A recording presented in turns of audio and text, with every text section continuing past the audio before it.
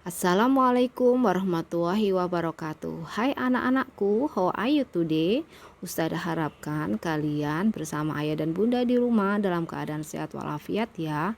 Oke, hari ini kita akan belajar tematik di tema 6 yaitu lingkungan bersih, sehat dan asri. Tepatnya di subtema yang keempat di pembelajaran yang pertama. Oke, let's go. Kita menuju ke slide yang berikutnya. Oh ya, ternyata di subtema yang keempat ini kita akan membahas tentang bekerja sama menjaga kebersihan dan kesehatan lingkungan. Kalau minggu-minggu yang kemarin kita sudah berbicara tentang masalah kebersihan lingkungan ya. Namun di sini dititik beratkan kepada bekerja samanya. Oke, kita baca bacaan di samping ini. Orang-orang tinggal di tempat berbeda. Ada yang tinggal di kota, ada juga yang tinggal di desa. Semua orang menginginkan lingkungan bersih. Lingkungan bersih membuat tubuh sehat. Lingkungan kotor membawa penyakit. Bekerja samalah menjaga lingkungan tetap bersih. Tuhan mencintai orang yang menjaga lingkungan. Ya, di dalam bacaan ini bercerita tentang kondisi lingkungan di sekitar kita.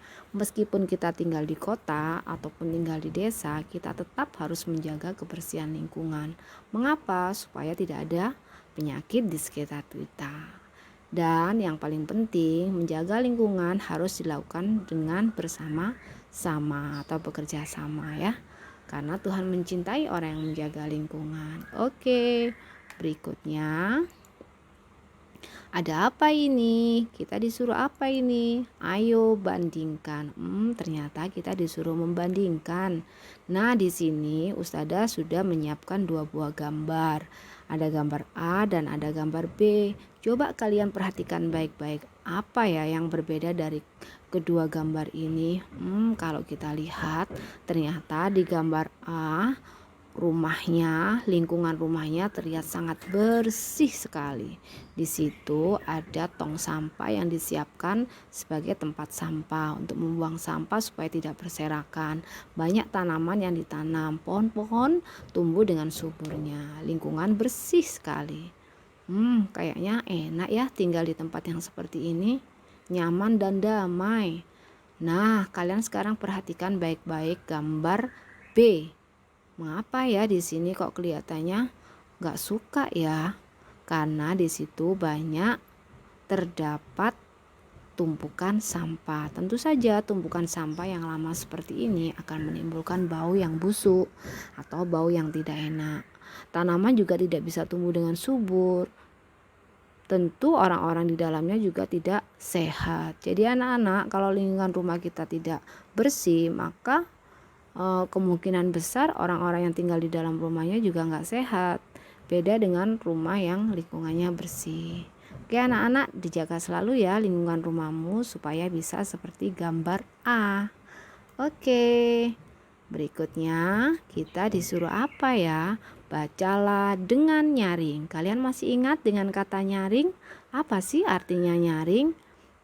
Ingat ya, nyaring adalah keras. Jadi kita disuruh dengan membaca dengan suara yang keras. Mengapa ya kok kita disuruh berlatih membaca nyaring? Supaya suara kita terlatih membaca dengan suara yang jelas. Oke, sekarang kita baca yuk bersama-sama. Bekerja sama menjaga lingkungan. Siti adalah tetanggaku. Siti menanam banyak pohon di rumahnya. Siti menyapu lingkungan rumahnya setiap hari. Siti selalu membersihkan saluran air di depan rumahnya. Di halaman rumah tidak ada air tergenang. Sampah tersimpan di tempatnya dengan rapi. Keluarga Siti tetangga yang baik. Kami membersihkan saluran air bersama. Kami menyiram tanaman bersama. Kami bekerja sama menjaga lingkungan. Aku bersyukur bertetangga dengan Siti. Yo, siapa yang tahu? Siapa yang bertetangga dengan Siti? Yo, siapa? Iya, benar sekali. Siti bertetangga dengan Lani. Jadi Lani ini sangat suka bertetangga dengan Siti karena Siti adalah anak yang rajin. Setiap hari dia menyapu lingkungan rumahnya, membersihkan selokan air supaya tidak tersumbat oleh tumpukan sampah. Kemudian selalu menjaga lingkungan rumahnya sehingga tetap terlihat bersih. Nah, Lani sangat suka bertetangga dengan Siti. Kalian juga harus seperti mereka ya. Yuk kita lihat slide berikutnya. Ciri-ciri kalimat tanya atau kalimat pertanyaan. Nah, di dalam kalimat tanya atau kalimat pertanyaan itu ada cirinya. Yang pertama, diawali dengan kata tanya. Diawali itu artinya di kalimat yang paling depan itu ada kata tanya. Apa ya kata tanya itu nanti Ustazah akan jelaskan lebih lanjut. Yang kedua, diakhiri dengan tanda tanya. Oke, sekarang kita lihat dulu contoh kalimat tanya. Siapa yang sedang menyiram tanaman? Mengapa tanaman harus sering disiram? Nah, ada kata siapa yang diberi cetak tebal sama Ustazah, kemudian diberi garis bawah, itu adalah kata tanya anak-anak. Jadi kata tanyanya ada siapa dan mengapa. Seperti ciri yang pertama tadi ya, diawali dengan kata tanya. Siapa yang sedang menyiram tanaman? Itu artinya kita bertanya tentang nama orang ya, kalau siapa itu. Kemudian mengapa? Mengapa tanaman harus sering disiram? Kalau mengapa kata tanya seperti ini berarti kita disuruh menjelaskan alasan. Nah, ciri yang kedua diakhiri dengan tanda tanya. Kalian lihat di situ ada tanda seperti kunci ya yang dicetak tebal oleh Ustazah. Oke anak-anak, paham ya? Untuk lebih jelasnya kita lihat slide berikut ini. Nah, di sini Ustazah berikan beberapa contoh kata tanya. Ada kata tanya apa, lalu siapa, kemudian kapan, di mana, mengapa. Jadi ternyata di sini ada 5 contoh kata tanya ya. Diulangi sama Ustazah. Apa, siapa, kapan, di mana, mengapa. Nah, sekarang kalian perhatikan gambar di samping ini. Tadi sudah ditayangkan sama Ustazah gambar Siti dan Lani yang sedang menyiram tanaman. Dari gambar ini bisa kita buat sebuah kalimat pertanyaan. Contohnya, untuk kata tanya apa, kita bisa membuat kalimat pertanyaan seperti ini. Apa yang sedang mereka lakukan? Ya kan? Kemudian yang kedua, kata tanya siapa? Siapa yang berbaju merah? Nah, kemudian kata tanya kapan? Kapan mereka menyiram tanaman? Lalu yang kata tanya keempat, di mana mereka menyiram tanaman? Lalu kata tanya yang kelima, mengapa tanaman harus disiram setiap hari? Nah, anak-anak, itu adalah contoh kalimat tanya dengan menggunakan kata tanya apa, siapa, kapan, di mana, mengapa. Jadi untuk kata tanya apa itu untuk menanyakan nama benda ya, sesuatu. Kemudian untuk kata tanya siapa untuk menanyakan nama orang. Siapa namamu? Siapa yang sedang berada di dalam rumah? Nah, siapa itu kan berarti orang. Kemudian kapan? Kapan itu untuk menanyakan waktu. Kapan mereka menyiram tanaman? Setiap hari atau pada saat sore hari. Lalu kata tanya di mana? Kata tanya di mana ini untuk menanyakan tempat. Di mana kita akan membeli obat? Di apotik. Nah, kemudian kata tanya yang kelima dengan menggunakan kata tanya mengapa. Mengapa ini alasan. Mengapa kamu tidak masuk sekolah? Karena masih pandemi. Ada virus corona di sekitar kita. Menanyakan alasan kan? Nah, oke anak-anak sudah paham ya, berarti ini adalah kata tanya yang digunakan di dalam kalimat pertanyaan. Oke, paham ya? Sekarang kita menuju ke slide berikutnya. Nah, ini loh tanda tanya itu. Kalian bisa lihat gambarnya di kotak yang sebelah kiri itu gambarnya seperti kunci atau telinga ya. Seperti rumah kunci ya. Nah, di situ adalah tanda tanya. Jadi di dalam kalimat tanya itu diakhiri dengan tanda tanya seperti ini. Tanda tanya itu biasanya menandakan dia sedang berpikir ya. Kamu lihat di sini ada gambar orang yang sedang berpikir. Ting. Nah, dia sedang memikirkan sesuatu. Ada tanda tanya nih di atas kepalanya. Oke, sekarang kita akan belajar tentang ungkapan pemberitahuan. Pemberitahuan berasal dari kata berita. Nah, pemberitahuan ini berarti memberitakan atau menginformasikan ya. Yuk kita baca pengertiannya dulu. Ungkapan pemberitahuan sama saja dengan kalimat berita yang berfungsi memberitahukan atau menginformasikan sebuah berita atau informasi kepada orang lain. Benar kan? Jadi ungkapan pemberitahuan ini sama saja dengan kalimat berita. Kalimat berita berarti memberitahukan sesuatu atau menginformasikan sebuah berita kepada orang lain supaya mereka tahu. Contohnya ya, supaya kalian tidak bingung dengan kalimat pertanyaan yang tadi. Contoh ungkapan pemberitahuan atau kalimat berita. Besok pagi Udin akan ke Surabaya, berarti diberitahukan bahwa besok pagi Udin akan ke Surabaya. Kemudian contoh yang kedua, Siti suka menanam bunga di taman. Ini kita dikasih tahu bahwa Siti itu suka menanam bunga di taman. Kemudian contoh berikutnya, Benny dan Edo sedang membaca buku. Nah, anak-anak, jadi sudah jelas ya antara kalimat tanya atau kalimat pertanyaan dengan ungkapan pemberitahuan itu berbeda sekali. Kalau di dalam ungkapan pemberitahuan atau kalimat berita itu diakhiri dengan tanda titik. Seperti yang ada dalam lingkaran ya, kalimat berita diakhiri dengan tanda titik. Kalau yang tadi di kalimat tanya itu diakhiri dengan tanda tanya dan diawali dengan kata tanya. Kalau di dalam kalimat pemberitahuan atau kalimat berita tidak ada kata tanya, tidak ada tanda tanya, yang ada adalah tanda titik. Ini artinya ungkapan pemberitahuan atau kalimat berita. Jadi anak-anak sudah paham ya perbedaan antara kalimat tanya dengan kalimat berita atau ungkapan pemberitahuan. Nah, sekarang kita akan bersenang-senang. Ayo berkreasi. Berkreasi atau berekreasi adalah kalau pandemi gini nggak usah rekreasi dulu anak-anak ya. Kita berkreasi aja di dalam rumah.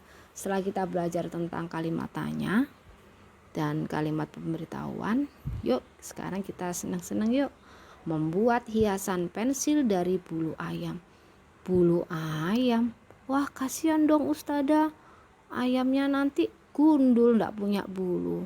Nah, tentunya bulu ayamnya yang jatuh-jatuh aja, jangan dicabutin. Atau ayam yang sudah dipotong ya, biasanya itu bulu ayamnya kan dibuang. Nah, nanti bisa dimanfaatkan.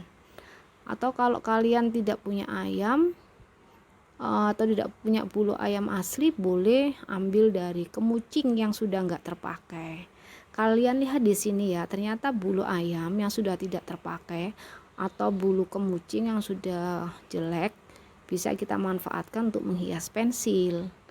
Untuk gambar yang dilingkari Ustadzah itu adalah hiasan pensil dari bulu ayam. Nanti kita akan buat seperti ini ya. Anak-anak, bulu ayam bisa dimanfaatkan untuk menghias pensil. Kemudian untuk membuat kemucing. Kemucing ini untuk membersihkan debu ya. Kemudian bisa dibuat untuk topi bulu. Dan bisa juga dibuat untuk membuat shuttlecock atau kok untuk permainan bulu tangkis. Nah, ternyata benda-benda ini berasal dari bulu ayam, bulu burung, dan bulu angsa atau bebek. Yuk kita lihat bagaimana sih cara membuatnya. Cara membuat hiasan pensil dari bulu ayam. 1. Siapkan bulu ayam, pensil, lem, kain flanel atau pita, dan gunting. 2. Berikan lem di sekeliling pensil bagian atas. 3. Tempelkan bulu ayam pada bagian yang sudah diberi lem. 4. Tempelkan flanel atau pita agar rapi. 5. Dengan demikian pensil sudah dihias. Oke, kalian bisa lihat ya di sini mudah banget kok. Nah, untuk lebih jelasnya Ustazah akan memberikan video tutorial cara membuat hiasan pensil dari bulu ayam. Oke anak-anakku, siap ya untuk melihatnya ya. Oke, 1, 2, 3. Sebelum kita menghias pensil, mari kita menyiapkan alat dan bahan yang diperlukan. Alat yang diperlukan yaitu yang pertama kita harus menyiapkan beberapa pensil yang akan dihias. Yang kedua, kita bisa menyiapkan bulu-bulu atau bulu ayam. Dan yang ketiga, kita bisa menyiapkan gunting dan lem. Dan yang keempat, kita bisa menyiapkan kertas flanel dan pita. Bismillahirrahmanirrahim. Assalamualaikum warahmatullahi wabarakatuh. Selamat pagi anak-anak. Hari ini kita akan belajar mengenai menghias pensil menggunakan hiasan bulu. Nah, selain menghias dengan bulu, kita bisa menggunakan dengan hiasan yang lain. Nah, hari ini kita akan membuatnya. Kita buat bersama-sama ya. Ikuti langkah-langkah dan bahan-bahan yang dipraktekkan Ustazah. Nah, ini Ustazah sudah mengambil pensilnya. Selanjutnya kita bisa menempelkannya menggunakan lem tembak. Terus, kalau kita menggunakan lem tembak ini, kita harus dalam pengawasan orang tua. Karena jika mau menggunakan lem ini, kita harus membakarnya terlebih dahulu. Nah, Ustazah mau bakar ya.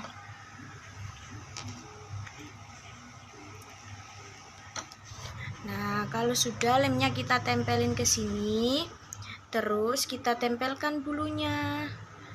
Nah, kita harus menempelnya dengan hati-hati karena lemnya panas. Kita lakukan mengelem ini secara terus-menerus sampai bulunya tertempel dengan semua. Nah, jika sudah tertempel semua, maka hasilnya seperti ini. Yang satunya lagi nih Ustazah tambahi dengan kain flanel. Jadi kita bisa menghias pensil sesuka kita. Jadi pensil kita bisa terlihat tambah lebih cantik lagi. Dan pastinya kita menjadi lebih semangat belajar karena pensilnya sudah bagus. Nah, itu tadi cara-cara menghias pensil. Sekian dan terima kasih. Wassalamualaikum warahmatullahi wabarakatuh. Bagaimana? Sudah paham kan? Sudah tahu dengan jelas kan bagaimana cara membuat hiasan pensil? Alhamdulillahirabbil alamin anak-anakku, sampai di sini dulu materi yang diberikan oleh Ustazah. Pesan dari Ustazah, don't forget to pray on time. Don't forget to recite Holy Quran. Don't forget to obey your parents. Don't forget to study at home and be careful. Okay, thank you. Assalamualaikum warahmatullahi wabarakatuh.